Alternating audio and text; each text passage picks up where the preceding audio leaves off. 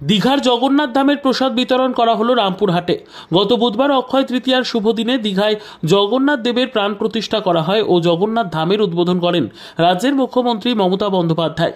মন্দির উদ্বোধন করার পরেই রাজ্যের মুখ্যমন্ত্রী মমতা বন্দ্যোপাধ্যায় বলেন, এই মন্দিরের প্রসাদ রাজ্যের প্রতিটি বাড়িতে পৌঁছে যাবে। প্রসাদের সঙ্গে জগন্নাথ দেবের একটি করে ছবি দেওয়া হবে। সেই কথা মতোই আজ বীরভূমের রামপুরহাটের 6 নম্বর ওয়ার্ডে তৃণমূল নেতা অনিন্দ্য কুমার সাহার উদ্যোগে রাজ্য বিধানসভার ডেপুটি স্পিকারের হাত ধরে এই প্রসাদ বিতরণের কাজ শুরু করা হলো। আজ বেলা 12টা নাগাদ রাজ্য বিধানসভার ডেপুটি স্পিকার তথা রামপুরহাটের বিধায়ক ডাক্তার আশিস বন্দ্যোপাধ্যায়ের বাড়ির সামনে থেকেই এই প্রসাদ বিতরণ শুরু করা হয়।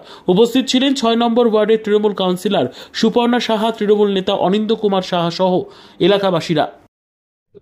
আমাদের আপনারা সবাই জানেন যে মাননীয় মুখ্যমন্ত্রী মমতা বন্দ্যোপাধ্যায় একটি ঐতিহাসিক নিদর্শন রাখলেন।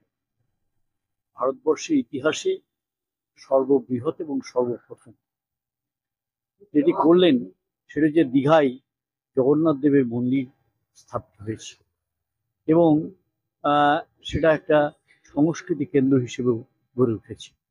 আমরা জানি যে সেই জগন্নাথ দেবের প্রসাদ এবং জগন্নাথ দেবের ছবি এটি বিতরণের মধ্যে দিয়ে আজকে এটা শুভারম্ভ হলো এবং 6 নম্বর ওয়ার্ডের বিশেষ করে অনিন্দ্য কুমার সাহা তার উদ্যোগেই এই বিষয়টি এবং এখানকার কবি যারা আছে তাদের উদ্যোগেই এটি শুরু হলো এবং সূত্রপাত হয়েছে।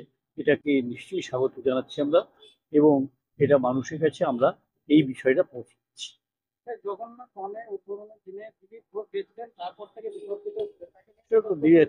যাদের দলের ব্যাপার তারা বুঝবে, এটা আমাদের কিছু করার নেই, কারণ মন্দির তো সবারই জন্য।